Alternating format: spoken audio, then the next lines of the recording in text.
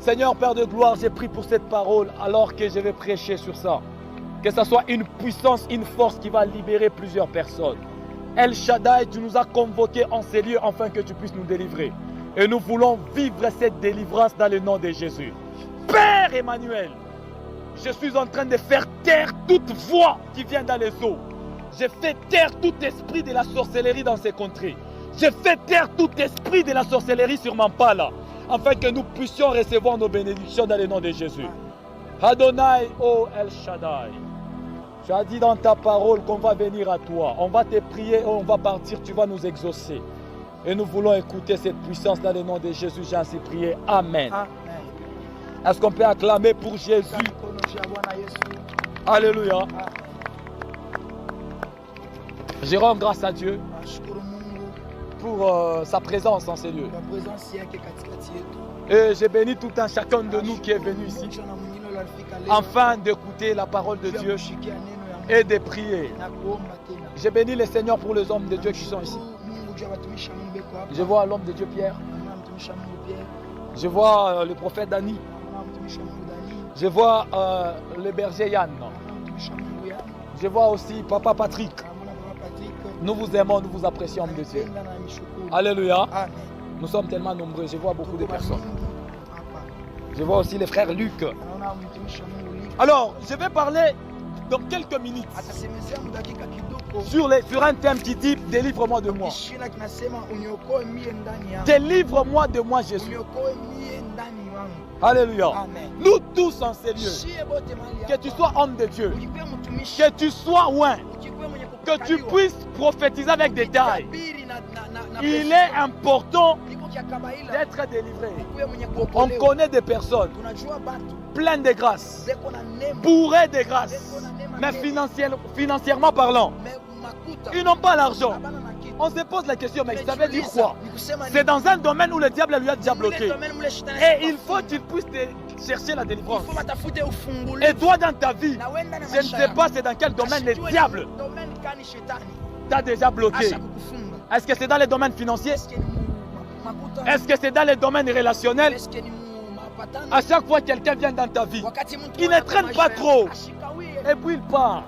Ça veut dire qu'il y a des esprits qui font partir les gens précocement comme ça.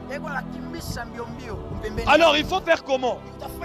Il faut prier afin qu'il y ait des relations à tes côtés. Donc nous tous, nous devons chercher la délivrance. J'étais étonné un jour, moi qui parlais en langue, qui prophétisais, j'étais sur l'imité, il y a 8e riz. On était en prière, je ne savais pas, homme de Dieu. J'étais tombé comme ça et les esprits commençaient à quitter. Oh, je me suis dit, mais comment est-ce que ces histoires peuvent se passer comme ça? Alléluia. Il y a des esprits malins, qu'on les fait ou pas, qu'il y a les esprits. Et ces esprits-là doivent partir. Et ces esprits-là peuvent partir comment? C'est lorsque nous sommes en train de prier, de chercher Dieu. Tu vois l'orgueil qui est en train de t'animer. Ce sont des esprits mauvais. Et cet orgueil-là est en train de pousser les gens puissent aller loin de toi. Alors il faut prier, il faut chercher Dieu. Et dans le domaine de la délivrance, c'est lui qui peut te délivrer. Ce n'est que celui qui est déjà délivré. Un prisonnier ne délivre pas un autre prisonnier. Il faut que celui qui est délivré, alléluia, puisse te libérer aussi. Alléluia. Alors je vais parler aujourd'hui. Premièrement, je vais vraiment aujourd'hui parler sur les 3 ennemis de l'homme. Sur la terre que nous sommes en train de vivre, l'homme a 3 grands ennemis. Le premier ennemi de l'homme s'appelle le séjour de mort. Lorsque tu es encore vivant, même s'il y a des combats, mais tant que tu n'es pas encore mort, c'est possible que tu puisses vaincre ces combats. Mais le diable travaille souvent avec les séjours de mort, afin de te mettre précocement dans les séjours de mort, pour que tu sois inactif, pour que tu sois sans force. Parce que si tu mourais aujourd'hui, Tu ne peux pas combattre. On est en train de parler, c'est parce que nous sommes encore vivants. Et dans cette saison, Dieu m'a dit, le diable est en train de chercher à boire le sang des jeunes. Et le diable ne peut jamais faire ça sur toi, ni sur ta famille. Oh, je suis en train de dire, le diable ne peut pas te tuer précocement. Il ne peut pas tuer quelqu'un dans ta famille précocement comme ça. Non, parce que le diable travaille avec les séjours de mort. Et il veut que tu puisses mourir. Ça, c'est le premier ennemi de l'homme. Le premier ennemi de l'homme, c'est la mort. Le premier ennemi, d'abord, ce ne sont pas les sorciers. C'est les séjours de mort. Et le deuxième ennemi de l'homme, c'est toi-même. Dis avec moi, moi-même. Dis avec moi-même. Donc c'est toi-même le deuxième ennemi. Mais je vais expliquer sur ça. Le troisième ennemi de l'homme, c'est le diable. Le diable est notre ennemi. Alléluia. Pour le séjour de mort, il y a un passage biblique, Luc chapitre 16, le verset 19. L'homme de Dieu, vous pouvez nous lire s'il vous plaît. Luc chapitre 16, le verset 19. Yes. Amen. Il y avait un homme riche. Yes. Qui était vêtu de bourse et de vin. Et qui chaque jour venait joyeux. Yes. Un pauvre nommé Lazare était couché à sa porte, ouverte, tu le sais. Yes. Et désirait de se rassasier de miettes qui tombaient de la table du riche. Et même le chien venait encore lécher ses illusés. Les pauvres mourent. Et il fut porté par les anges le Saint-Savant. Ok. Le riche mourut aussi. Et il fut enseveli. Ok. Dans le séjour de mort, il leva les yeux et tandis qu'il était en retournement. Pardon, homme de Dieu. En fait, ici dans ces passages, on nous parle d'un riche et d'un pauvre. Mais lorsque le riche est mort, il est parti dans le séjour de mort, dans les lieux de tourment. Mais lorsque le pauvre est mort, il est parti dans les lieux de repos. Descendez encore, homme de Dieu. Dans le séjour de mort, il leva les yeux. Yes. Il était en proie au tournement. Yes. Il vit de loin Abraham et Lazare dans son sein. Yes. Il s'écria, Père Abraham, aie pitié de moi et envoie Lazare pour qu'il trempe le bout de son doigt dans l'eau Yes. et me rafraîchisse la langue. Car je souffre cruellement dans cette flamme. Ok. Abraham répondit, mon enfant, souviens-toi que tu as reçu des biens pendant ta vie et que Lazare a eu le mot pendant ta sienne. Yes. Ok. Il est ici consolé. Toi tu souffres. D'ailleurs, il y avait entre nous et vous, il y a entre nous et vous un grand abîme, afin que ceux qui voudraient passer d'ici vers vous, ou de là vers nous, puissent le faire. Yes. Les riches, j'étais pris donc, Père Abraham, d'envoyer Lazare dans la maison de mon père, car je sais que c'est pour qu'il ait à test ce chose, afin qu'il ne vienne pas aussi dans ces lieux de journée. Amen. Amen. Merci, homme de Dieu. Vous pouvez vous arrêter même par là. En fait, j'étais en train de parler du premier ennemi de l'homme, les séjours de mort. On nous parlait d'une histoire d'un riche et d'un pauvre. Le riche est mort. Il est parti dans les séjours de mort.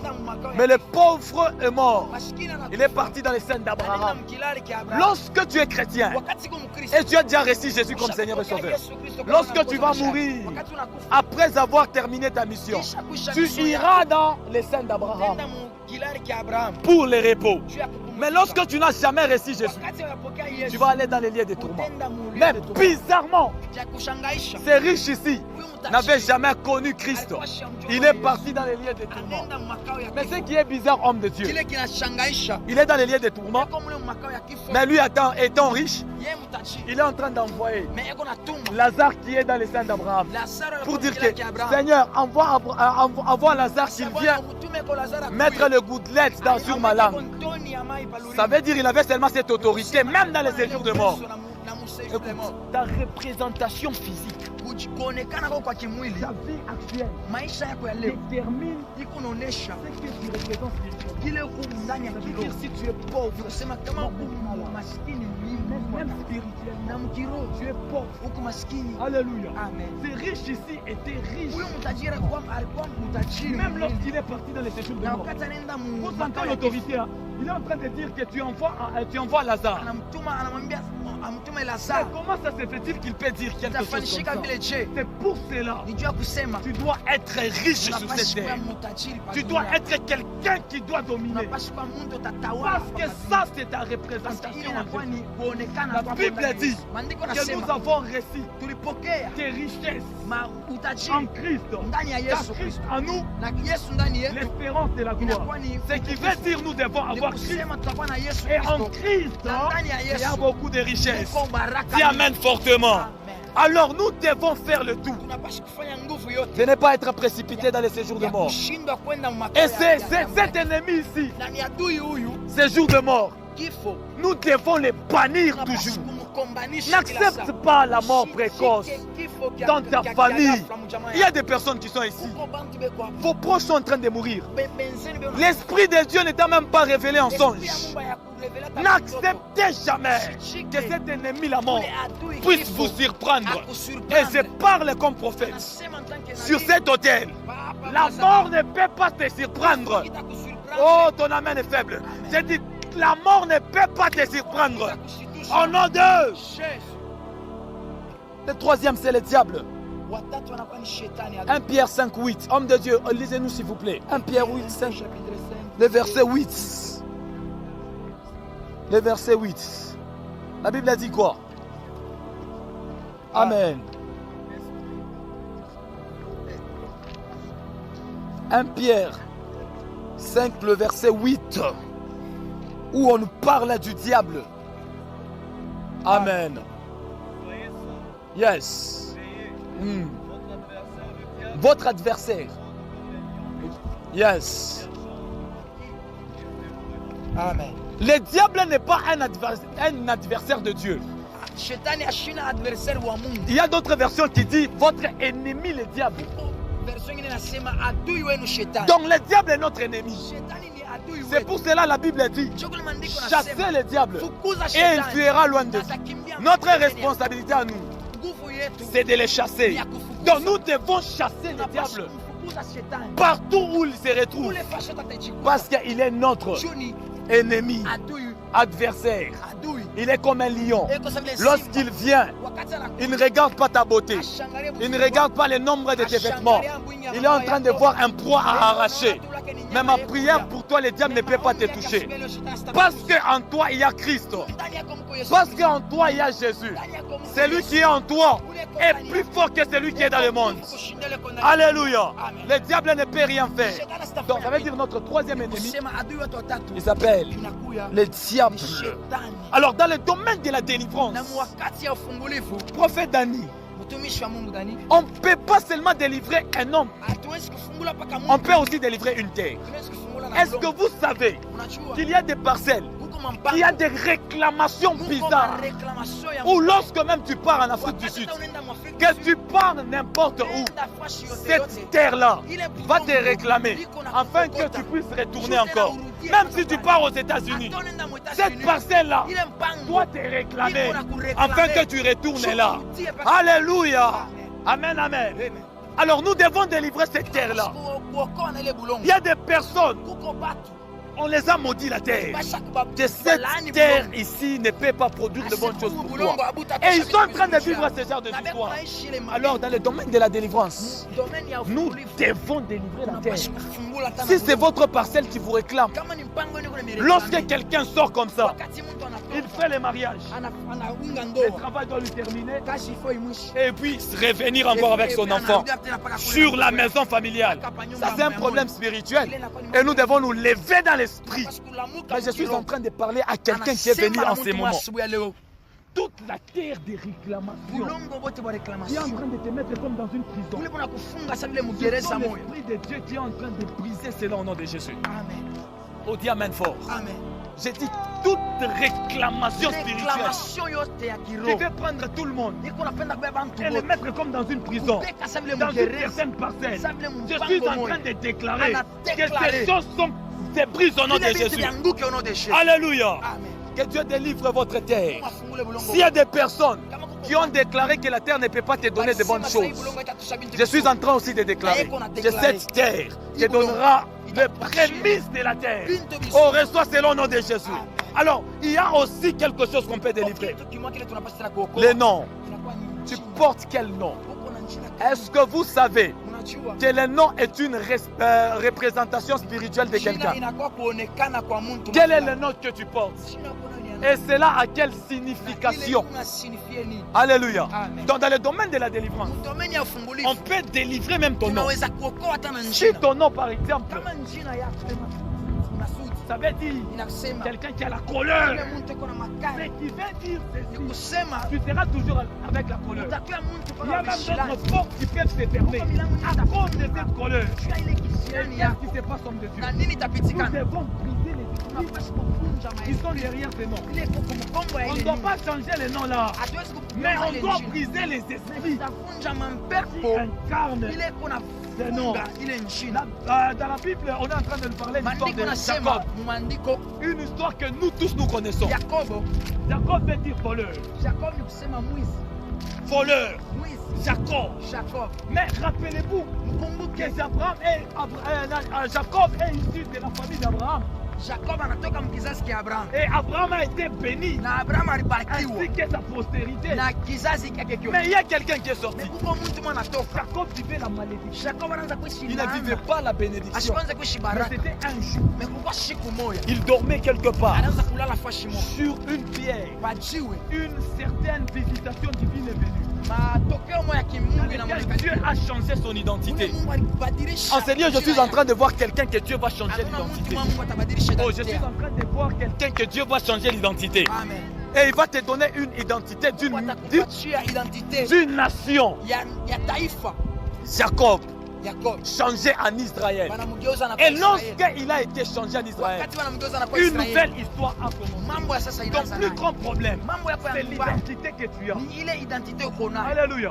C'est pour cela dans cette saison, il ne faut pas être quelqu'un de négatif. Oh, moi c'est seulement de maladie. Oh, moi c'est seulement la pauvreté. Refuse ces paroles-là. Ce sont des paroles diaboliques. Si tu nommes, Dieu a créé toutes choses par la parole. Ce que tu es en train de nommer, ça peut se faire dans ta vie. Oh, moi, je suis seulement maladif. Ces choses-là peuvent se passer. Mais Dieu m'a mis cette chose dans l'esprit afin que ton identité soit changée. Quel est le nom que ta famille t'a donné? Quel est le nom que ta famille t'a donné? Oh, Mobola. Oh, quelqu'un qui ne peut pas progresser. Oh, quelqu'un qui va stagner. Tous ces noms n'ont pas de force sur toi. Derrière les noms, s'il y avait des esprits, ces esprits sont brisés au nom de Jésus. Oh, reçois ces choses. Et que Dieu délivre ton nom au nom de Jésus. Dis avec moi, hey Yahweh. Moi Marcus. Moi Marcus. Hey Yahweh. Moi Marcus. S'il y avait des esprits derrière mon nom, que ça se brise au nom de. Dis hey Yahweh. Change mon identité. Au nom de. On t'a donné un nom, je ne sais pas, de Dorcas. Il s'appelle Antilope. Tu es en train de vivre comme un animal. S'il y a un accident, c'est un accident, tu meurs directement. Ça veut dire qu'il y a une entité derrière ton nom. Quel est le nom que tu as? Moi, mon nom, je l'ai déjà changé. Moi, je ne peux pas porter un nom de quelqu'un qui est déjà mort, je ne sais pas où, au village. Alléluia. Je l'ai déchangé. J'ai mis la grâce des yeux. Alléluia. Je change ton nom au nom de Jésus. S'il y avait la malédiction, je les change au nom de Jésus. S'il y avait des mauvaises histoires derrière ton nom, je les change au nom de Jésus. Oh, tous les Moïs ne peuvent pas progresser. Toi, tu seras Moïs et toi, tu vas progresser au nom de Jésus. Arabacha. Tous les mondes qui sont nés dans le mois de mars ne peuvent pas progresser. Toi, tu vas progresser au nom de Jésus. Que Dieu délivre ton nom. Qu'il change ton identité. Et que tu puisses avoir une nouvelle identité. Une nouvelle personnalité. Amen. Reçois cela. Amen. Oh, dis amen fort. Amen. Ton amen est faible. Amen. Tu as dit, reçois cela au nom de Jésus. Amen. Dieu peut délivrer ta maison. Il y a des maisons lorsque tu entres. Tu sens la présence des esprits malades. Tu sens les démons. Que Dieu délivre ta maison. Alléluia. Amen. Et dans le domaine de la délivrance de la maison, ça dépend aussi de l'atmosphère dans laquelle vous êtes. Toi et ton mari, vous ne faites que bavarder. Il y aura toujours des mauvais esprits qui vont entrer. Mettez les calmes dans votre maison. Et vous allez voir comment est-ce que votre maison sera préservée. Et je suis en train de déclarer que votre maison soit délivrée. S'il n'entre pas de bonnes choses, que ces bonnes choses commencent à entrer au nom de Jésus. Amen. Pourquoi les amens sont faibles ici? Amen. Oh mon Dieu, nous sommes au carrefour des prophètes. Amen. Alléluia. Amen. Dis amen fortement. Karamasha parama sopre karamashebre. Que ta maison toi soit délivrée au nom de Jésus. Amen. Dieu peut délivrer aussi un arbre. Écoutez-moi très bien. Il y a d'autres arbres comme ça. C'est une piste d'atterrissage. Des esprits malins. Des sorciers qui viennent et qui atterrissent. Et qui commencent à planifier. Des messieurs ont reçu le travail. Il n'y aura pas de travail. J'atterris dans ta parcelle. Et tout arbre est mauvais. Je les coupe, je les tranche. Dans la parole de Dieu, il est écrit. Toute plante qui n'a pas été plantée par le Père sera déracinée et jetée au feu. J'apparais dans ton village. Et je suis en train de retirer ces choses. Oh, je dis, je retire. Oh, dis amen fortement. Amen. Donne un amen des guerriers. Amen. Je retire cela et je les jette au feu. À partir de maintenant, pas d'atterrissage. Ils vont trouver l'ange Michael. Dieu peut délivrer un quartier. Vous voyez les quartiers Ludo 2. Ça fait depuis la création de l'homme. Il n'y avait pas du courant. Mais à cause de la prière, le courant est entré. Alléluia. Non, ce n'est pas à cause, je ne sais pas, des choses logistiques. Non. C'est à cause de la prière. Des prophètes, ils ont prié là-bas. Des hommes de Dieu ont prié là-bas. Le frère Michel, ils ont prié là-bas. Son père spirituel a prié là-bas. Le courant est entré. C'est parce que ce sont des pères qui ont compris les réalités spirituelles. Et il y a même de l'eau qui est entrée là-bas. C'est parce que dans l'atmosphère, on a joué un certain rôle. Tu peux être dans un quartier. Tu as des potentiels. Mais lorsque tu entres seulement dans le quartier, tu touchais $100. Mais tu ne parviens pas à toucher encore de l'argent. Mais le problème, c'est les quartiers. Mais dans le domaine du quartier, pour que le diable touche un quartier, il passe par les fous. Il passe par des personnes menant une mauvaise vie. Par des personnes alcooliques. Afin qu'ils soient des antennes. Afin qu'ils affectent les quartiers. Les gens des quartiers comme Pengapenga. De l'autre côté, il y a de la cimetière. De l'autre côté, il y a de l'eau. Donc des esprits des cimetières, des esprits des eaux viennent étouffer les gens. C'est pour cela, lorsque vous regardez dans les quartiers, il n'y a pas de mariage. Ça fait combien de temps que les gens ont vécu le mariage? Depuis que je suis là-bas, j'ai vu seulement un seul mariage. Que Dieu puisse te mettre dans l'exception au nom de Jésus. s'expulse au nom de Jésus. Que le diable soit fini lui en son nom. Amen. Ah, reçois ces choses dans le nom de Jésus. Amen, je reçois. Arabacha Parada. Nous devons nous marier. Nous devons nous marier. Il y a un frère, Lord Lombo. Il a été parrainé par le président. C'est possible que les frères soient aussi parrainés par le président. Frère, dis Amen, c'est une prophétie pour toi. C'est une prophétie dans ta vie. C'est possible que Dieu puisse nous faire du bien. Alléluia. Amen. Dieu peut délivrer aussi un animal. Les sorciers, pour passer et entrer dans ta vie, ils passent par les animaux. Il peut passer par ton chien afin d'affecter ta maison. Alléluia. Et tout animal mauvais, insecte mauvais, moustique ou je ne sais pas qui vient pour toucher à ta santé, il va brûler dans le nom de Jésus. Je l'envoie dans les ténèbres dans le nom de Jésus. On peut aussi délivrer une société. N'entrez pas dans le business avec les émotions. N'entrez pas dans le business avec l'argent. Derrière l'argent, il y a la spiritualité.